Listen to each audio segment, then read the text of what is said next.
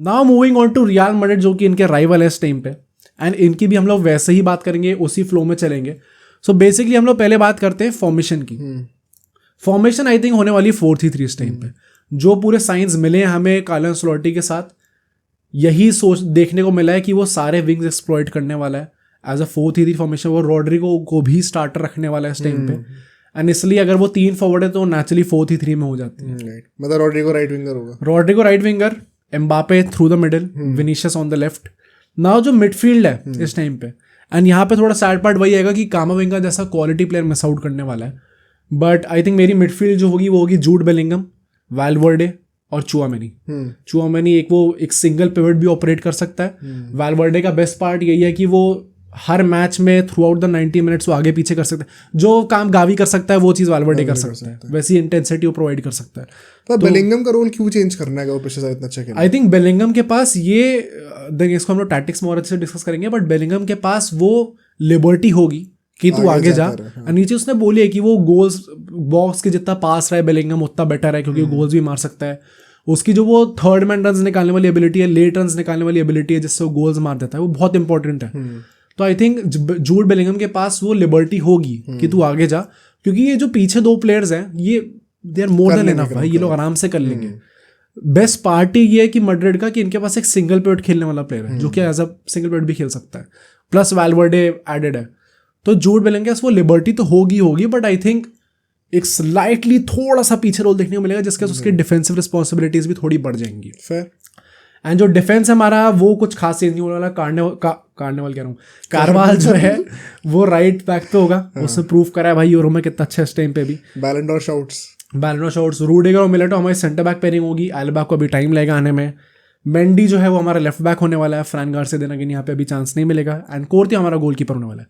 I think यहाँ पे इतने ज़्यादा कुछ कॉन्ट्रीब्यूशन होनी है. आई थिंक मैड्रिड को डिस्कस करना रिलेटिवली थोड़ा सिंपल है, क्योंकि टैक्टिक्स बहुत कुछ खास होती नहीं इन लोगों के, एंड बहुत टाइम से भी देखते आ रहे, तो सब लोग वेल वर्स्ड है. हांसी का भी नया आया था बारसा में, इसलिए काफ़ी चीज़ें चेंज हो रही है बारसा में इस टाइम पे. एंड इसलिए अगर हम लोग टैक्टिक्स की बात करें भाई, Madrid obviously counter attacking system खेलने वाली है.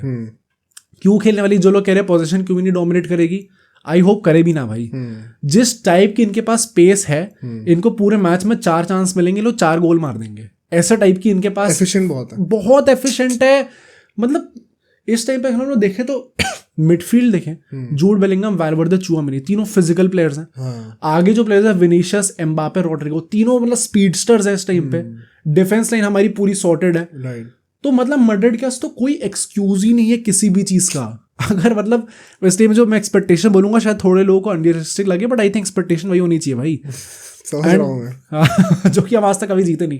बट आई थिंक ये बहुत ही सिंपल है हमारे टैक्टिक्स, एंड ऐसे ही टैक्टिक्स रहे एंसेलोटी के अंदर तो ही अच्छा है.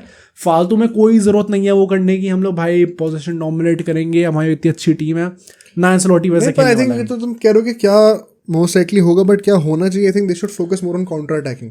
वहाँ पे इनका फोर्टे निकल के आएगा. हाँ, मैं भी तो वही कह रहा हूँ कि पोजीशन पे फोकस मत करो. तुम्हारा जो फोर्टे है वो ये कि काउंटर अटैक्स पे कैसे खेला जाए. पेस इतनी ज़्यादा है भाई. हाँ, मतलब हम लोग जो PSG के लिए कह रहे थे ना, वो लोग ये एक्सप्लॉइट कर नहीं पाए एक्चुअली में with Dembele, Barcola and Mbappe. वो सब graded obviously real Madrid, but ये लोग एक्सप्लॉइट भी कर लेंगे उस चीज़ को.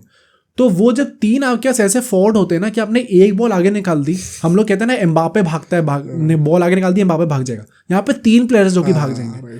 तो काउंटर अटैक खेलो तो बेस्ट है. 3 चांस मिलेंगे, तीनों ये लोग गोल मार देंगे. जूड बेलिंगम का हमने अभी डिस्कस करा, वैल्वर्डे का हमने अभी डिस्कस करा. वैल्वर्डे और चुआमेनी वो प्लेयर्स होंगे जो कि हमें डिफेंसिव स्टेबिलिटी प्रोवाइड करेंगे, जो यूजुअली 3 प्लेयर्स प्रोवाइड करते हैं. अगर जूड बेलिंगम आ गया तो ये 2 players they are more than enough कि ये लोग प्रोवाइड कर सके, पूरे एरिया कवर कर सके. तो ये बहुत अच्छा टैक्टिक है, बहुत सिंपल टैक्टिक है. नाउ अगर हम लोग स्ट्रेंथ्स की बात करें रियल मैड्रिड की, अगेन भाई व्हाट डू यू थिंक? भाई स्ट्रेंथ है कि this is the new galacticos perhaps. सबसे बड़ी स्ट्रेंथ तो मुझे यही लगती है. अगर तुम जो कहना चाह रहे हो मुझे पता है कि वो मैड्रिड मेंटालिटी जो है, बट वो तो चलो सभी को पता है और वो बहुत ऑब्वियस है. For me the biggest one is कि पिछले 2-3 सालों में हम लोग देख रहे थे कि शायद ये टीम अपने एजिंग वाले स्टेज पे आ गई है. कई सारे प्लेयर्स अपने ट्वाइलाइट पे आ रहे हैं करियर्स के. कई सारे प्लेयर्स जो है वो इंजर्ड होते, तो डेप्थ नहीं बचती टीम में. कार्लो एंसेलोटी ने कितनी बार कंप्लेन करा था कि हम लोग ट्रांसफर्स में कुछ ले ही नहीं रहे विंडो में, एंड बहुत ज़्यादा डिप्लीटेड स्क्वाड है. अब तो जो एक वो चीज़ थी जो एक पॉसिबल इनके पास एक्सक्यूज हो सकता था, अब तो वो भी नहीं है भाई। डेप्थ भी इतनी तगड़ी है, प्लेयर अर्दा गुलर जैसे प्लेयर से हमने बात ही नहीं करी। अर्दा गुलर, ब्राहिम डियाज, ये सब कामाविंगा, ये सब कहाँ, मतलब तुम कैसे, जैसे हमने बारसा के लिखा मिडफील्ड में इनके पास ऑलमोस्ट हर जगह पे वैसा सीन है। तो मतलब the names on the paper is are just too big for the team to not do well. उसके साथ तुम कंबाइन कर दो Madrid mentality. Right, I think काफी अच्छे से कवर कर रहा है इस चीज को। एंड स्क्वाड डेथ वाला पॉइंट रहेगा ही रहेगा, मैड्रिड का बहुत बड़ा स्ट्रेंथ है। सेकेंडली, मैंने जो चीज पहले कही थी, आई थिंक मैड्रिड की बेस्ट टीम इन यूरोप है राइट नाउ।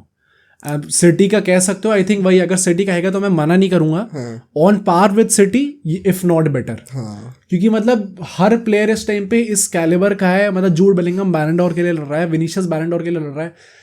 मैन सिटी में कितने प्लेयर्स बैलन डोर के लिए लड़ रहे हैं? Perhaps you can say Erling Haaland और क्योंकि वो लोग यूसीएल नहीं जीते ना, वो भी तो रीजन है। नहीं मतलब आगे जाके फ्यूचर में कितने लोग कॉम्पीट करने वाले, वही मैं कह रहा हूँ, रॉड्री और अर्लिंग हालैंड इस टाइम पे। फोर्डन, भाई फोर्डन का मुश्किल है भाई बैलन डोर।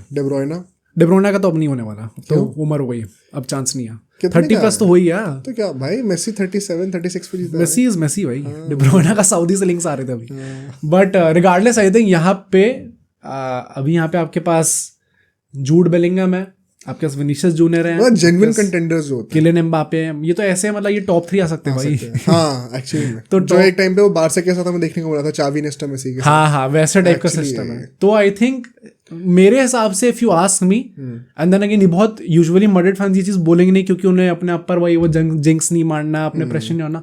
भाई मैड्रिड के पास बेस्ट टीम है यूरोप में, हैंड्स डाउन। इससे बेटर टीम नहीं हो सकती आपके पास, इसलिए कोई एक्सक्यूज नहीं है। एंड देन फाइनली एंसेलोटी जो मैनेजर है, इसके अंदर सिस्टम इतना ज्यादा वर्सेटाइल है कि आपका कोई स्पेसिफिक सिस्टम नहीं है। जो टीम आपके अगेंस्ट खेलेगी, जो टैक्टिक्स वो यूज करेगी, उसके साथ के साथ आपको पता है कि आपको उनके अगेंस्ट कैसे खेलना है। ये बेस्ट चीज है मैड्रिड की, इसलिए Madrid through out the year successful रही है। आई थिंक वही बात है ना कि मैड्रिड को सुन के ऐसा लगता है बड़ा क्लब है, बहुत ईगो होगा, ये होगा वो होगा फैंस के लिए भी। बट मैड्रिड का मुझे लगता है सबसे बड़ा की टू सक्सेस पिछले 10 साल में यही रहा है कि इनमें वो ईगो नहीं है पिच के ऊपर कि हम मैड्रिड जैसे बड़े क्लब है तो हमें एक सर्टेन तरीके से ही खेलना है। अगर आपको दिख रहा है कि आप सिटी के अगेंस्ट एटिहाड में खेल रहे हो तो आप झुक कर पीछे डिफेंड भी करोगे। वो ईगो नहीं है, और वो बहुत बड़ा रीजन है इनकी जीत के पीछे, बहुत बड़ा रीजन है। आई थिंक बस वो सबके दिमाग में बस एक चीज इंस्टॉल्ड है, कोई भी गोल मारे, कुछ भी हो, हमें बस गेम जीतना है। कुछ ना कुछ करें, गेम निकालना है, और कहीं से भी निकाल लेंगे। तो वो बेस्ट चीज है मैड्रिड की। Now coming to the weaknesses, and यहाँ पे बहुत वीकनेस है नहीं, काफी सोचा मैंने क्या वीकनेस हो सकती है। तो आई थिंक मैं 2 पे आया हूँ, 2 में से एक मोस्ट लाइकली नहीं होने वाला। बट रिगार्डलेस, पहली चीज जो होगी वो होंगे कि जो प्लेयर्स हैं ऑन द बेंच वो अनहैप्पी हो सकते हैं, क्योंकि गेम टाइम मिलना बहुत डिफिकल्ट होगा प्लेयर्स को।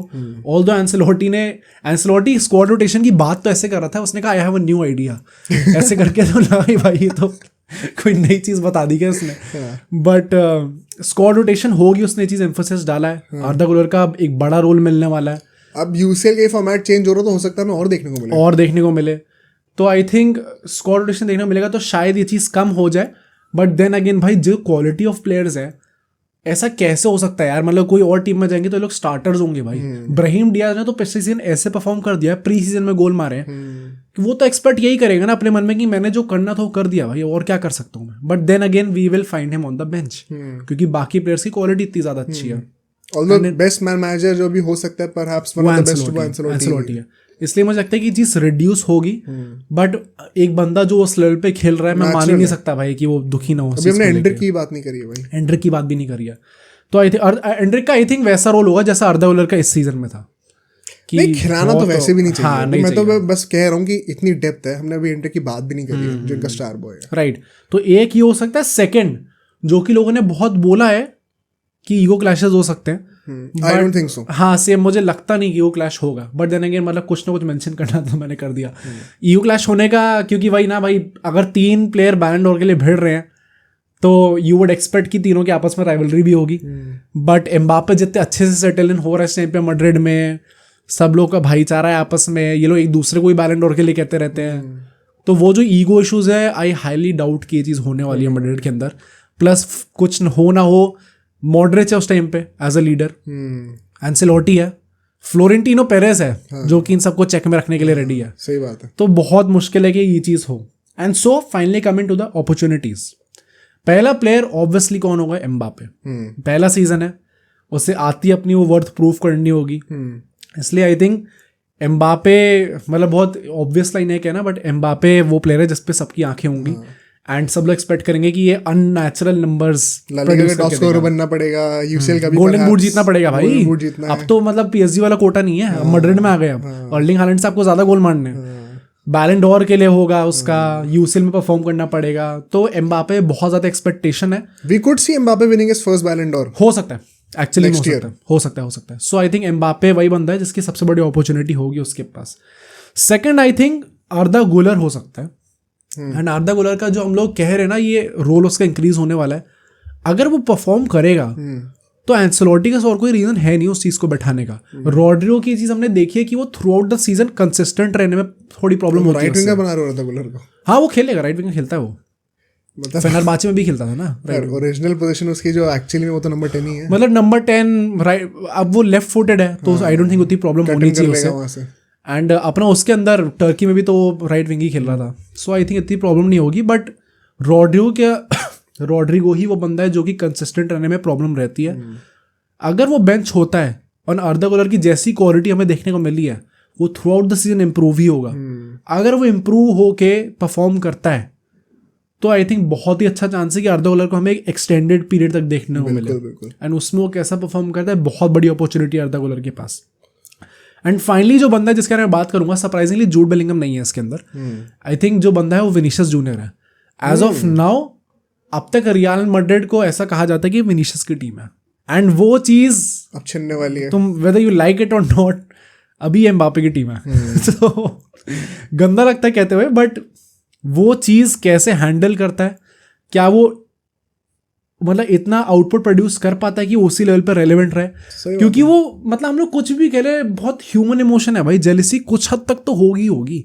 अभी जो हमने मुंबई इंडियंस में बात करा था, हार्दिक पांड्या से अगर आपने कैप्टनसी ले ली वो बोलेगा नहीं, बट चुभेगी बंदर बात कि वो टेंशन चली गई भाई उससे, ऐसे कैसे कर दिया। तो और विनीशियस मतलब एक थोड़ा प्रोवोकेटिव इंसान है भी, थोड़ा बच्चा है इस टाइम पे, एंड इसलिए मुझे लगता है कि हो सकता है फीलिंग्स आए, तो कैसे वो उस चीज़ को मैनेज करता है, क्या वो उसी लेवल पे डिलीवर कर पाता है, उतना रेलेवेंट रह पाता है, उतना इंपॉर्टेंट रह पाता है टीम के लिए, आई थिंक रहेगा। बट देन अगेन ये वो चीज़ है जो कि हमें सीजन जैसे चलेगा तब जाके पता चलेगा। थोड़ा आउटपुट कॉम्प्रोमाइज हो सकता है, वो बढ़ सकता है एम्बापे के साथ। हाँ बढ़ सकता है, तो नंबर्स थोड़े कम हो सकते हैं, एंड फिर वही बात जब आप बैलन डोर के लिए कम्पीट कर रहे हो तो हो सकता है, बट मुझे लगता है कि नहीं होना चाहिए राइट, वैसी पर्सनालिटी नहीं है। But now finally expectations and predictions, what are your expectations? भाई जो भी ट्रॉफी आप खेल रहे हो उसमें जीतने के लिए खेलना पड़ेगा, हाँ जीतनी पड़ेगी। सो ट्रेबल की एक्सपेक्टेशन होनी चाहिए, बट होगा नहीं। हाँ वो तो रियलिस्टिक वाला आ गया ना, क्या एंगल की होगा नहीं, एक्सपेक्टेशन तो होनी चाहिए बिल्कुल। मैं भी ये कह रहा हूँ कि भाई अगर कोई मैड्रिड फैन कह रहा है कि उसकी एक्सपेक्टेशन नहीं है ट्रेवल की, भाई अब नहीं तो कब? मतलब अगर अभी नहीं है, जो मैं कह रहा हूँ सिटी फैंस वो तक कहते हैं भाई ये कि हमें ट्रेवल की एक्सपेक्टेशन है। मैड्रिड फैन सिर्फ इसलिए नहीं कहते क्योंकि ये लोग आज तक जीते नहीं है, पता है भाई। अगर इस स्क्वाड के साथ करना चाहते हैं उस चीज को, हाँ वो करना एक्सेप्ट नहीं करते उस चीज को। अगर आप अब इस टीम के साथ नहीं जीत सकते ट्रेबल, तो किस टीम के साथ जीतोगे भाई? उस रोनाल्डो वाले टाइम पे बार्सिलोना थी जहाँ पे मेसी भी था, वहां पे उनकी टीम भी बहुत अच्छी थी, एमएनएम थे भाई, एमएनएम थे। तो तब आपके नहीं थे बेटा, हाँ टेस्ट कर रहा था मैं, एमएसएन थे, और राइट। तो मतलब उस टाइम पे आप तब भी आप कह सकते थे कि चलो एक और टीम है जो बहुत अच्छा है। यहाँ पे तो भाई डोमेस्टिकली आपको सारी टीम ट्रॉफी के साथ कॉम्पीट करना है, आपको चैंपियंस लीग के लिए कॉम्पीट करना है। अगर इस टीम के साथ ट्रेबल नहीं जीतते तो फिर नहीं जीत सकते। मेन पॉइंट ये है कि आप बहुत टाइम बाद एक गैलेक्टिको वाली टीम लेके आए हो, बहुत टाइम गया वैसे तो मैड्रिड की, भाई क्या ही बोलूँ मैं, लेकिन हाँ on paper at least. And coincidentally आपका जो बिगेस्ट राइवल है उस टाइम, अभी इस टाइम पे वो एक ग्रोइंग स्टेज पे है, वो अपनी पीक पे पहुंचा नहीं है अभी। तो जो पिछला वाला डेकेड था जब यूसीएल के लोग ट्रेबल जीते थे, 3 ट्रेबल क्या मतलब वो 3 पीट करा था इन लोगों ने, तब ये भी था कि मतलब उस टाइम पे 15-16 के आसपास जो वो जनरेशन थी बार्सा प्लेयर्स की, वो अपने सीलिंग हिट कर चुकी थी, फिर वहां से नीचे आना शुरू हो गए थे अगले 2-3 सालों में। अभी ये वाली जो टीम है ये अभी सीलिंग हिट ही नहीं करी है, ये अभी ग्रो करना शुरू हुई है। और आप यहाँ पे ऑलरेडी राजा की तरह बैठे हो as the defending UCL champion and La Liga champion. तो इससे बेटर, क्योंकि आपको कोई भी कंपटीशन जीतना उसमें दो फैक्टर्स हैं, आप कैसे और आपका ओपोनेंट कैसा है। तो वो दोनों चीजें भी मैड्रिड के फेवर में। तो अभी तो कोई एक्सक्यूज है ही नहीं, आपको एम तो करना चाहिए। ये पॉइंट तो एक्चुअली इतना अमेजिंग है कि अभी तो सीलिंग हिट ही नहीं करे। अभी 5 साल में जाके लोग अपने टॉप पे जाएंगे अभी, और अभी से लोग टॉप पे बैठे हुए हैं। तो ये तो है। एंड देन रियलिस्टिकली मैं यही कहूंगा कि मैड्रिड यूसीएल जीत रही है, मैड्रिड लीग जीत रही है और मैड्रिड सुपर कप जीत रही है। आई थिंक कोपा डेल रे मैड्रिड नहीं जीत सकी, कोपा डेल तो नहीं जीत रही भाई। ला लीगा तो हाँ मतलब बहुत लाइक, अभी अगर हम लोग बारसा के लिए कहा है कि अनलाइकली, तो और कौन सी मैड्रिड ही है राइट भाई। यूसीएल फिर से, मतलब मैं वही कह रहा हूँ ना कि एटलीस्ट 1 साल का तो गैप होना चाहिए भाई। ऐसा कोई रीजन है जिसके वजह से मैं ना बोलूं? ऐसा वो होता है कि आप डिफेंड नहीं कर सकते। 3-पीट कर चुकी है मैड्रिड इस टाइम पे, जैसा मैंने कहा बेस्ट टीम है। तो मैं क्यों ना बोलूं कि यूसीएल नहीं जीत सकते। सिटी और मैड्रिड ही तो है इस टाइम पे। लास्ट सीजन की स्क्वाड के साथ अगर हम लोग सिटी से जीत गए तो इस टीम के साथ क्यों नहीं जीत सकते? तो मतलब मैं जो भी कह रहा हूँ, ये realistically I think Madrid fans की एक्सपेक्टेशन होनी चाहिए। वो भी है ना कि सिटी ने उससे पहले भी 4-0 पीटा था। हाँ राइट। तो क्या पता इस साल दोबारा पीटे। मैं वही कह रहा हूँ कि अपग्रेड हर एक तगड़े सीजन के बाद यूजुअली हम देखते हैं कि थोड़ा सा एक डिप आता है एंड फिर परहैप्स आप रीगेन कर लेते हो उसको। तो क्या वो डिप हमें इस साल देखने को मिल सकता है मैड्रिड से? हल्का सा जो डिप है वो, I hope not and I think so नहीं दिखना चाहिए, क्योंकि एम्बापे एक रेडीमेड प्रोडक्ट है। आते ही वो बंदा गोल मारना स्टार्ट करेगा। जैसे अर्लिंग हालैंड ने आते ही ट्रेबल जिता दिया था, क्या पता है एम्बापे आते रियल मैड्रिड को ट्रेबल जिता भाई। वैसे सही भाई, मैं रियलिस्टिकली अगर सोचूं ये वाली एम्बापे के साथ ये लोग खेलने वाले हैं, कैसे नहीं जीतेंगे? वही तो, मतलब क्या एग्जैक्टली रीजन क्या है? क्यों ना बोले जीते? सब चीजें तो बैक कर रही हैं इस चीज को, तो क्यों ना घमंडी हो आदमी, क्यों ना ग्रीडी हो आदमी, घमंड टूट जाए बस किसी तरीके से। बट हाँ भाई, मतलब आपको कहना पड़ेगा ला लीगा यूसीएल तो हो रहा है भाई। हाँ राइट। सुपर